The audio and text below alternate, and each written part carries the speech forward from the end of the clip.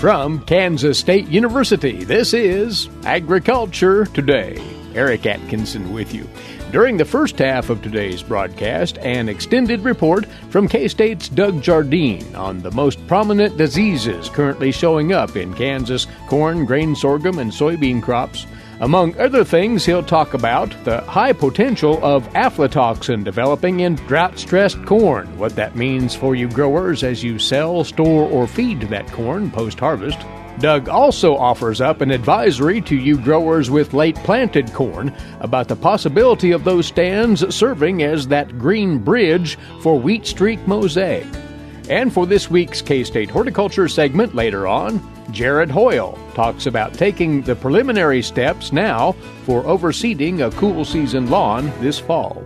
That's what's ahead on this Agriculture Today. Have you ever thought about where your food comes from? If you're thinking the grocery store, think again. Facts show that the American farmer feeds more than 129 people. They are continually increasing and improving their operations.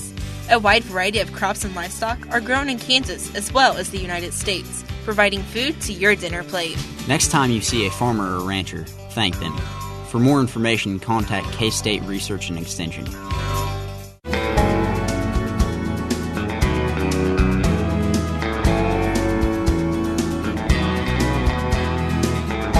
Thanks for listening in. This is Agriculture Today.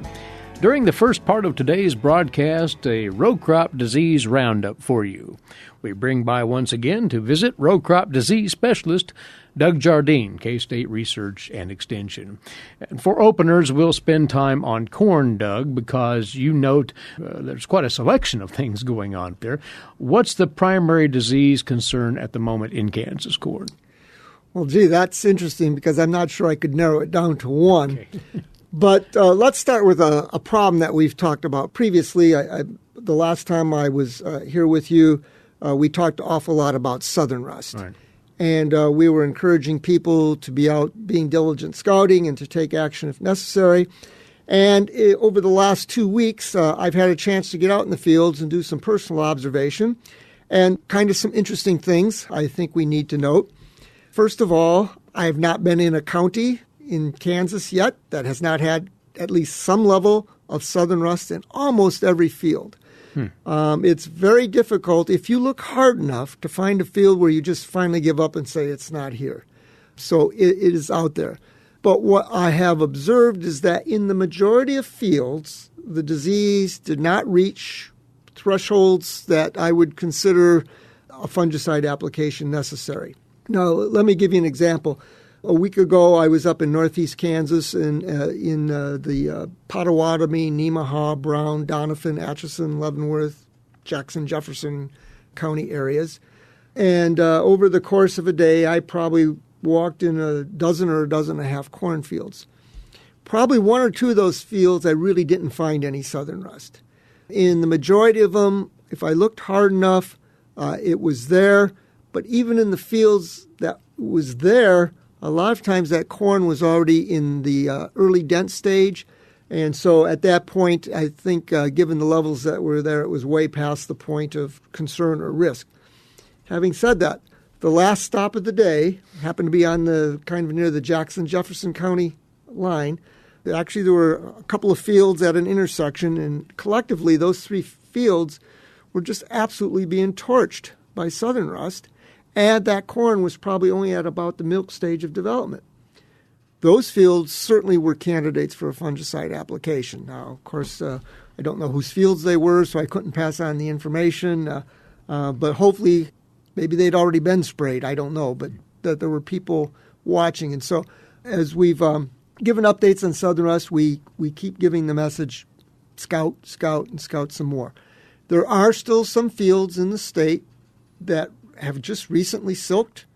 They got planted late for a varying number of reasons. And so while I would say the majority of Kansas cornfields are probably beyond the stage of growth development where we need to worry about southern rust anymore, there are still those few fields. And so whether you're a producer or a co-op agronomist or a private consultant or a county agent working with growers, You need to identify those later planted fields, certainly anything that was probably planted after Memorial Day, and continue to be vigilant because it would not be too late to spray. And again, the stage of progress would be the milk stage and beyond, or would it be dent? So there is no unequivocal point where you can stop putting a pesticide. And I've had this conversation. So according to our corn growth and development guide, by the time you're at about half milk, so you're in the dent stage, and that half milk line on the kernel, you still have about 50% of your starch accumulation yet to occur, or half your yield. Just to do some cowboy math, say you have 200 bushel, you think you have 200 bushel yield potential. Now you're at that 50% milk stage, so you already got 100 bushel in the bag. You still have a potential for 100 more. And let's say southern rust is present and you're making a spray decision.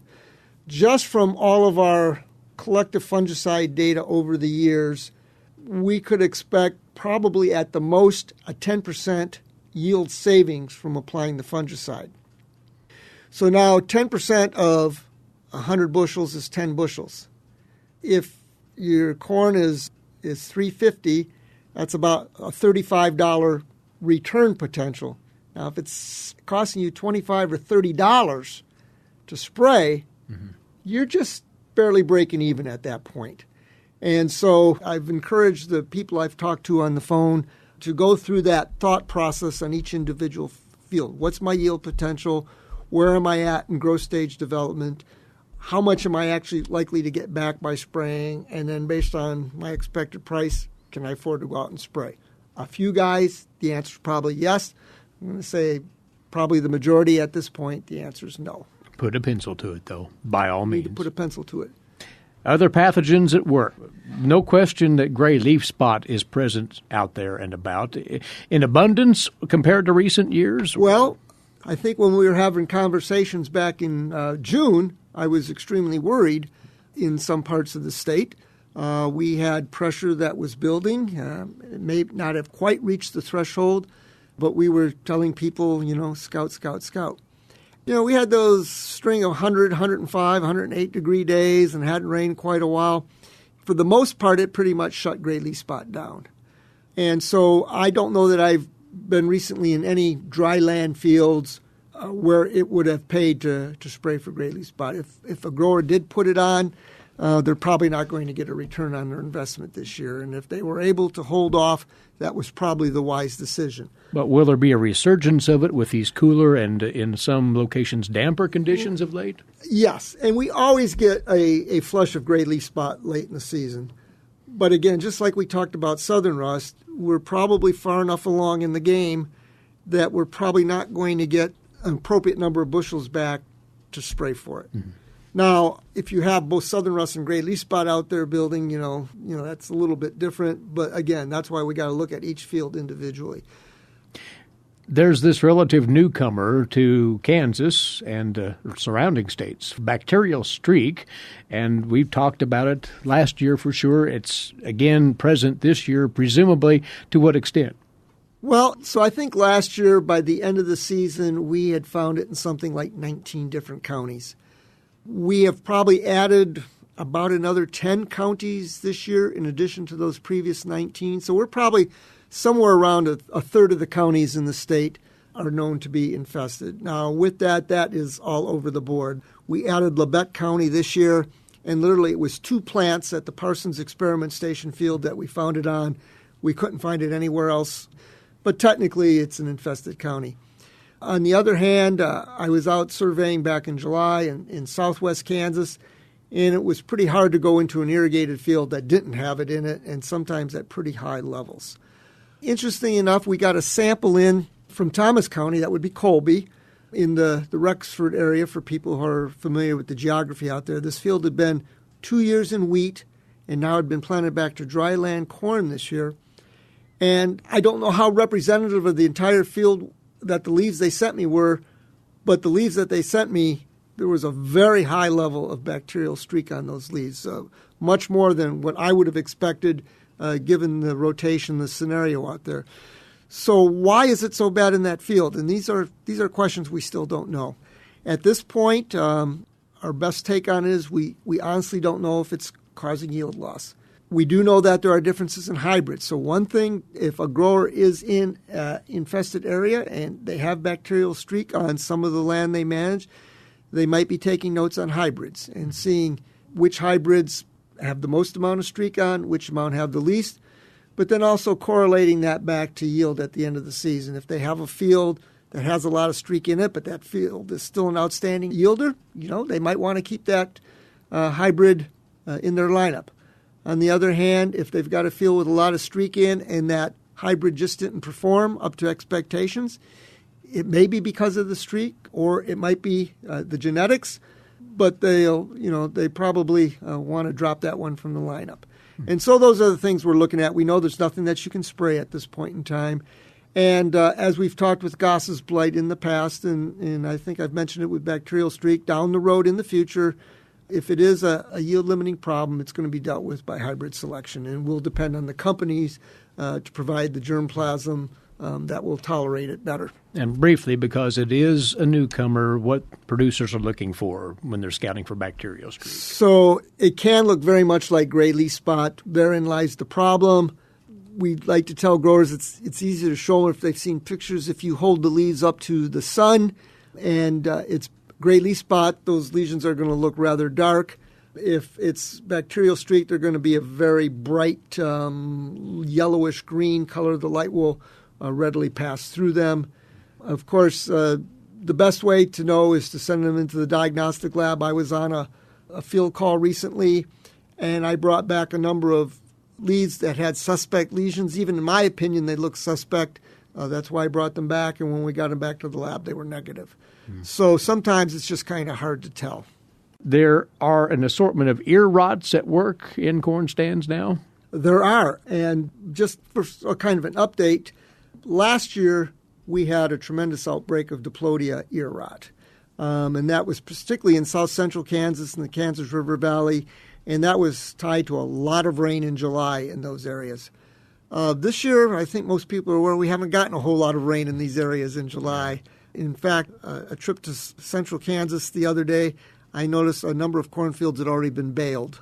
They were just done. Yeah, that's a good word. Yeah. Having said that, I think I found one ear with Diplodia ear rot in all the fields I visited. So for guys that had problems with Diplodia ear rot last year, I think for the most part it's going to be rare to find this year. So that's kind of the good news. Mm-hmm. So here's the bad news.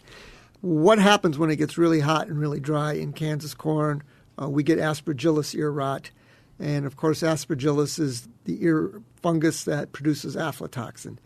And the last time we had a really good outbreak of aflatoxin was in 2012. And so we've been very lucky the last few years. There was a very small amount down on the Oklahoma-Kansas border last year that I heard about and was a problem for some shippers and able to get a 100-unit car out of aflatoxin-free corn, but that was a very limited area. I'm afraid at this point, unless the rain patterns change significantly over the next few weeks, this is probably not going to be as bad as year as 2012. We'll start it out by saying that. But there's going to be more than what we've had recently.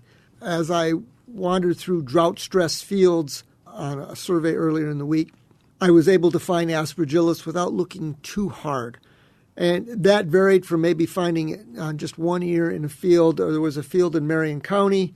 There was a very dry area on the edge of the field, and I was able to find it on 15% of the ears. That's a pretty high level at 15%. Now, what producers have to understand is the amount of aspergillus in the field and the amount of aflatoxin are not correlated at all.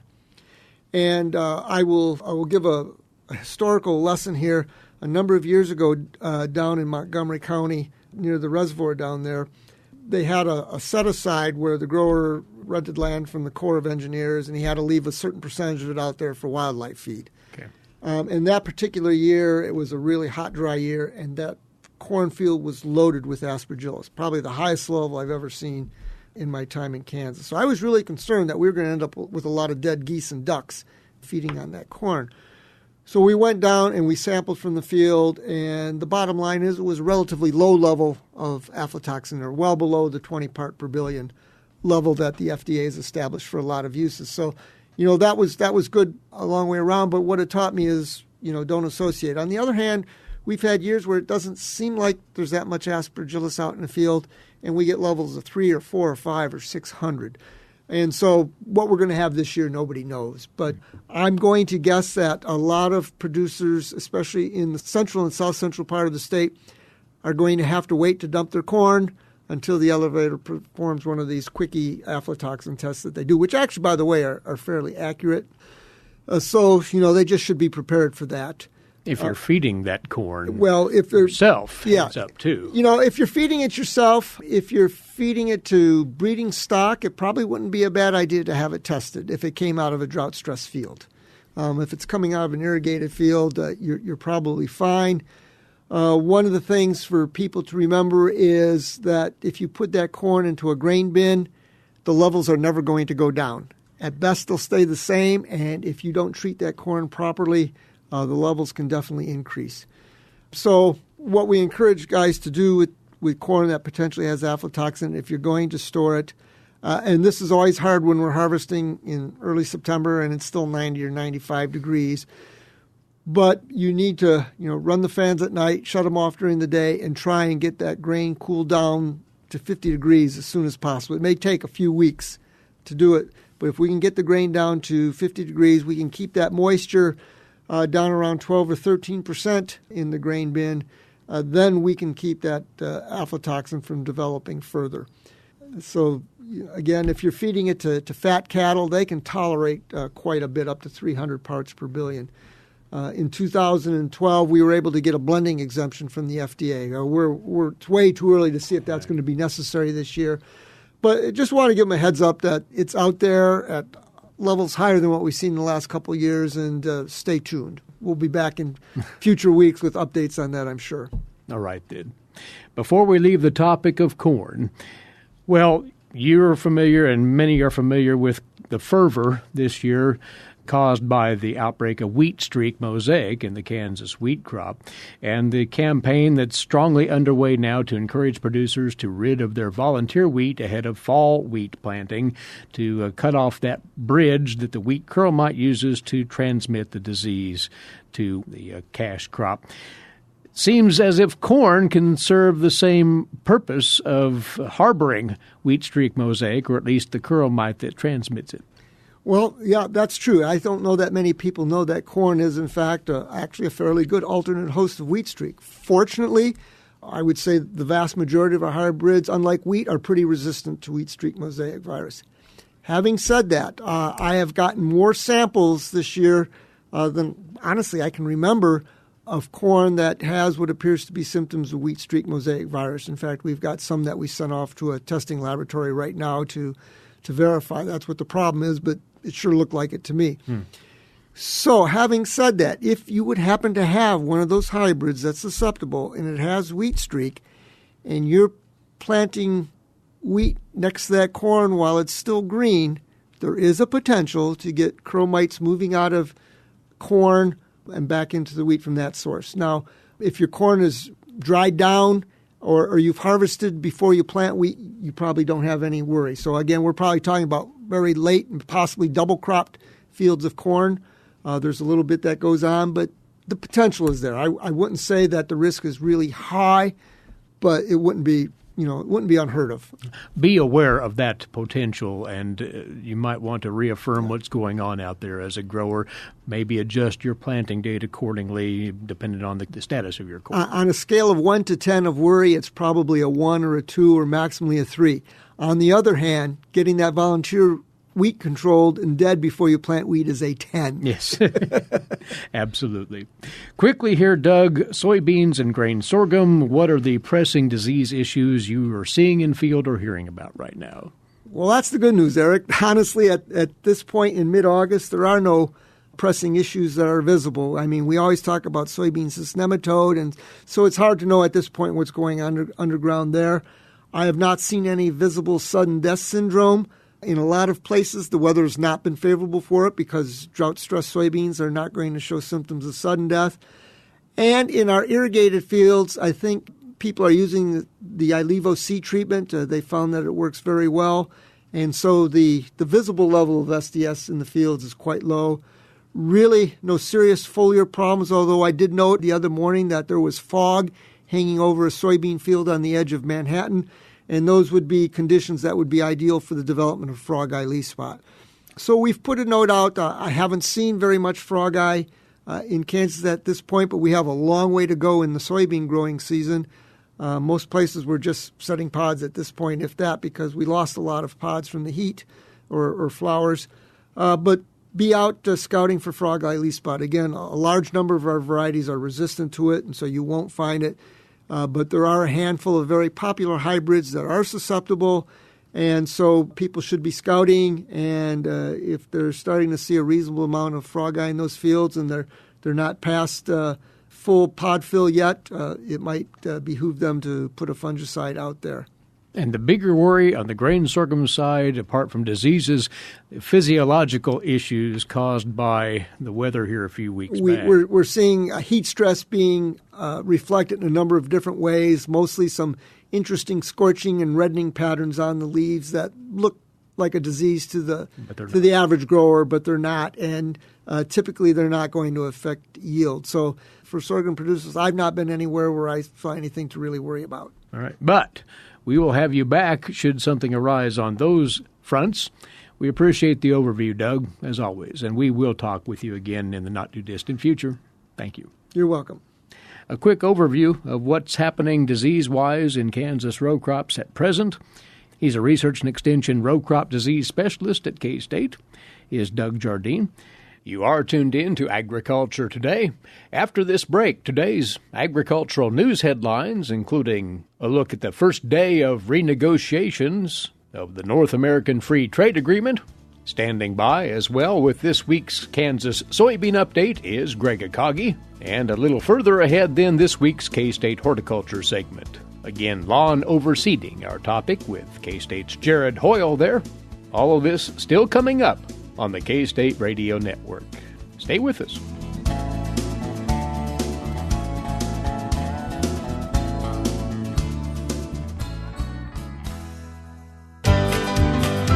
Did you eat today? Thank a farmer. A way to get more involved in agriculture is through 4-H and FFA. Through 4-H and FFA, we have been given multiple opportunities to grow as leaders and learn more about agriculture. You can learn skills related to jobs, public speaking skills, and you get the opportunity to travel around the country and meet new people. If you want more information about getting more involved in 4-H and FFA, visit them on their websites at kansasffa.org and kansas4h.org.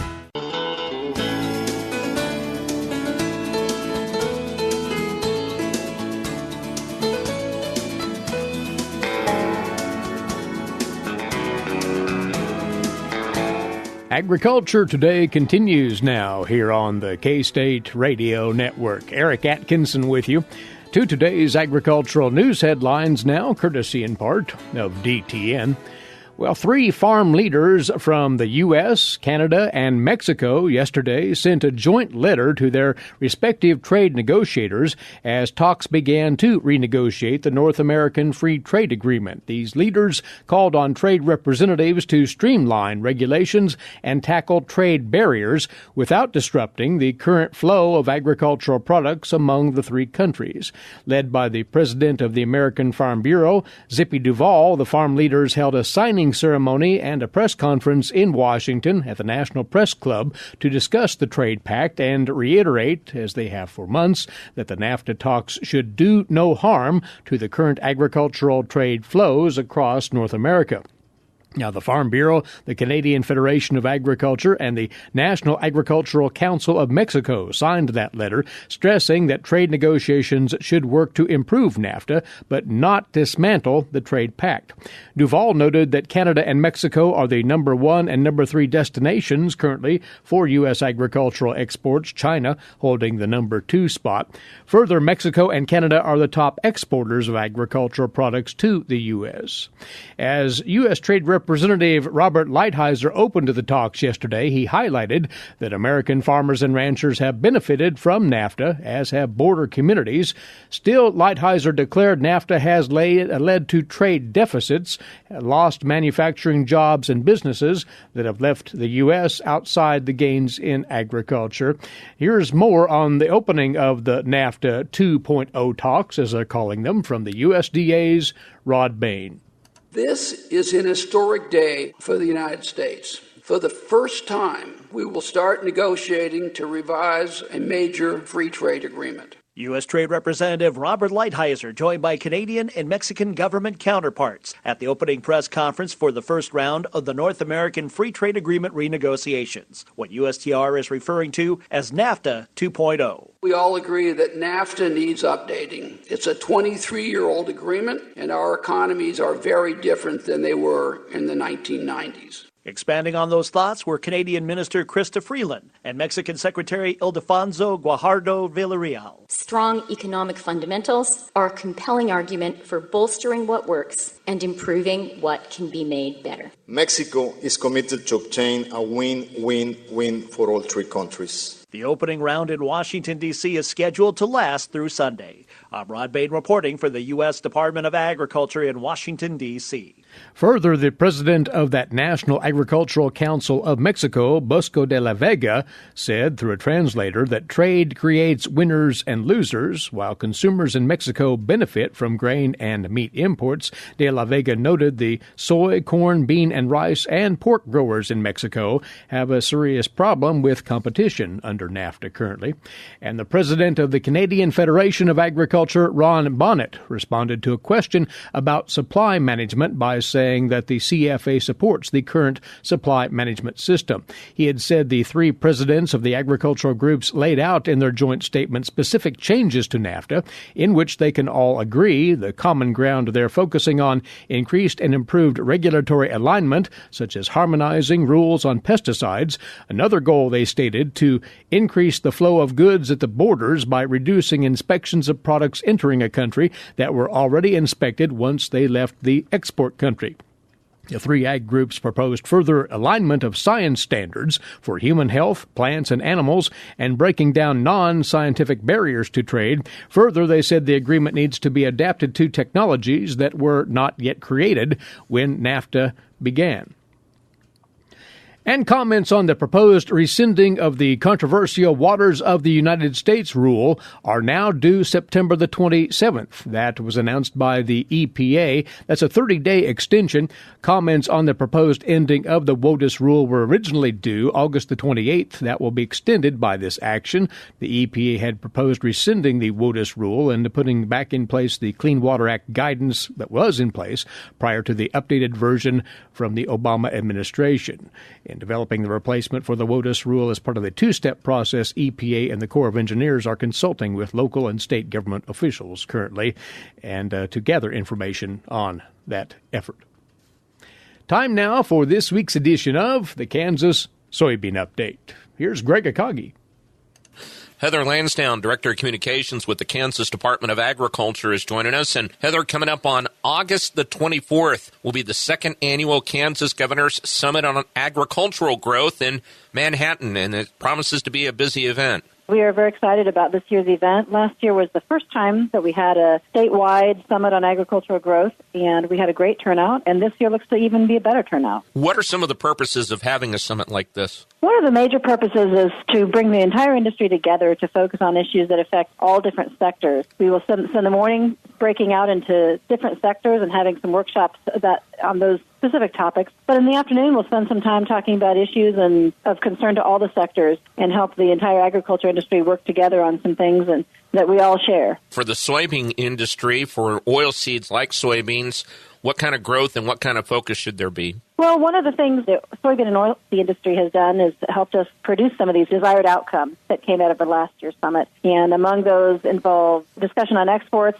discussion on growing other sectors of Kansas, because those are large market outlets for oilseeds, working on faster regulatory approvals. There's several topics within the soybean and oilseed industry in specific that also affect other industries, and that's going to be part of this discussion is some of those elements. Because of the fact that with trade being such a big topic within this, not only for Kansas, but for U.S. agriculture, keeping their name out there, so to speak, is important on what Kansas agriculture is able to do. It is. I think having an event like this shows the rest of the state and the world how serious Kansas is about agriculture. And this year, we're seeing some of the federal members of our congressional delegation attend, and they're seeing how important these topics are to Kansans and realizing that it's worth their time to be part of this event as well. Once again, that is coming up on August 24th. You expect a big crowd over there? We do expect a big crowd. We are asking that people register so that we can make sure that each sector discussion has a room big enough for it and that we have all the equipment and materials ready. So we ask that people register at agriculture.ks.gov/summit. And we've already received registrations for a larger crowd than we saw last year. And so we know there'll be more that register between now and the 24th.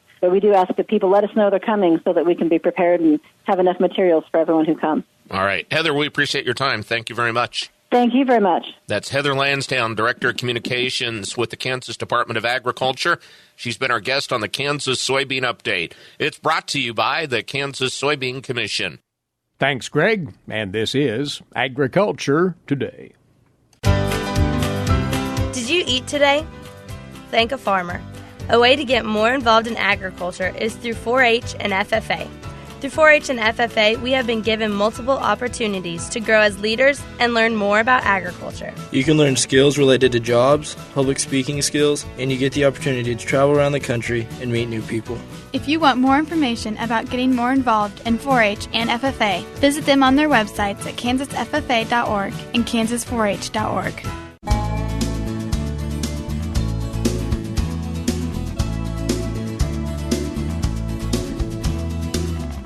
Next up on this Agriculture Today, our weekly K-State horticulture feature, and homeowners with cool season lawns, it's not too early to think about what you intend to do with the improvement of that lawn here in the fall.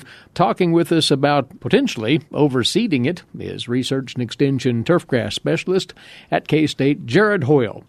Before we get into the mechanics, Jared, determining the need to overseed, there probably are some obvious cues there, but what would you suggest homeowners focus on there? Well, when it comes to needing of overseeding, obviously if you have a very healthy lawn already, it's tall fescue is thick, lush, and full, then there may not be a need to overseed. That's just kind of wasting money by buying seed and time. But hot summers in Kansas, lack of rainfall, sometimes that tall fescue doesn't make it through the summer, so then we end up getting bare spots. And in those bare spots, we need to rejuvenate, maybe plant new seed in. Or if our whole lawn is really thin and can just use a new stand of turf, you could start all over or just overseed what you have there and try and thicken that up before the wintertime. If it's possible, you'd rather see folks overseed as opposed to starting from scratch then? Yes. It'd be way cheaper to do it. If you have a pretty decent, or even if it's still a little weak, overseeding is going to be an easier process than ripping everything out and starting completely over, which is a big task in itself. We're heading into the latter weeks of August now. So what could folks be doing in readying for seeding, which will likely take place in a few weeks yet? Well, fall is the best time to do your management practices on cool season, like tall fescue. The fall and the spring are the times where the temperatures get a little bit lower, and so that tall fescue really likes to grow. So during that time is when we want to do things to rejuvenate or keep it growing from what we got. So I'd say first thing, if you did it on a monthly kind of schedule, in August, right now is really a good time to start preparing, start thinking about it. So that way when we get into September, we're not behind schedule. So first step would be taking a soil test, seeing what nutrients that it will need. Therefore, when you get ready to go buy your fertilizer, you know what to get instead of just scrounging and getting whatever's there. And nitrogen is usually the limiting factor, isn't it? That is correct. Your soil test will give you phosphorus and potassium. Nitrogen is not typically on your soil test. You're going to want to put roughly 3 pounds of nitrogen, elemental nitrogen, per 1,000 square feet for the entire fall. Now, you can do that in a couple different ways. I like to spread it over September, October, November, where you could go out with a quick release and do 1 pound in September, 1 pound in October, and 1 pound in November. You could get a slow release, maybe a 120-day release product, and put all 3 pounds on in September, and then it'll release all that gradually over those 3 months. So there's a couple different options that you can do, but you want to put down roughly, maximum of 3 pounds over those 3 months of nitrogen per 1,000 square feet. And either way will be fine. And either way, yes. Great. The quick release will have a very quick response, and so you'll have a more flush of a growth, and then it'll wear off after a while, so then you'll do it again, and then it'll wear off, and then you'll have that one last application in November to keep that green color, keep it good and healthy going into the wintertime. But the way to know how far to go with that, again, get that soil test taken, be sure of what you don't and do have in your lawn soil currently. And you say that grub treatment might be appropriate as part of this preparation. We are still in the season in August where we might have some grub damage. There's 2 ways of going about controlling for grubs. You can do it preventatively, which we've already missed the window for that. So right now we would be doing a curative approach, which would not be a soil residual. It would just be a contact insecticide that would be applied and watered in to get down to the grubs. They're more difficult to kill now because they're bigger and larger, so it takes a little bit more, sometimes the heavier rates to get effective control. You may have grubs, but they may not be doing enough damage to warrant an insecticide application. So the easiest way to test to see if you have grubs, if you got dead spots and it's pulling up like carpet, that's a good indicator that you got grubs. They're eating the roots off. So just pull up, dig around in the soil, and see if you can find them. Even if you do find them, if the turf is healthy, it might not warrant needing that application. What about actual soil prep at this point or some point before you start to seed? So for soil preparation on overseeding, you definitely want to do something. If you have a compacted soil, I recommend aerification, where you pull the plug out of the ground. You can rent one of those from your local lawn and garden store. Those work really, really well.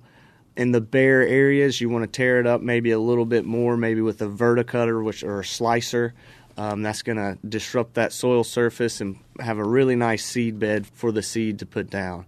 So as kind of a general steps, you soil test, then you would go out, you would mow your lawn down. I wouldn't scalp it down, but just mow it just a little bit shorter than what you typically have been doing.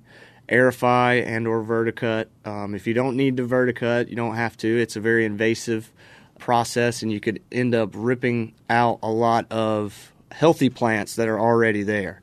So that's when I tend to lean more towards the aerification. Once you do that, then you apply your fertilizer according to your soil test, and then you apply your seed. And we'll probably talk more about seeding techniques as we get closer to that time, but there's a pretty generous planting window for overseeding a cool season lawn, isn't there, Jared? Yes, that is correct. Earlier, your struggles are if we get another hot spell, keeping it alive during that time. And then if we wait too late, then we run into the cold weather and the turf not being healthy enough to make it through the winter once the new seedlings have been established.